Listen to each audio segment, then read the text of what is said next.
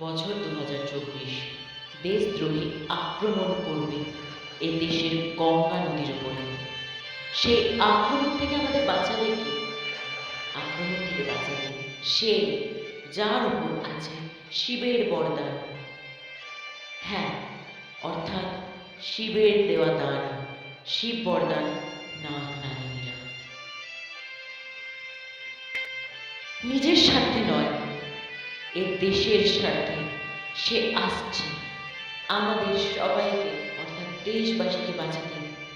তার দেশের ওপর প্রেম, মমতা, আশা, আকাঙ্ক্ষা নিয়ে ফিরবে সে।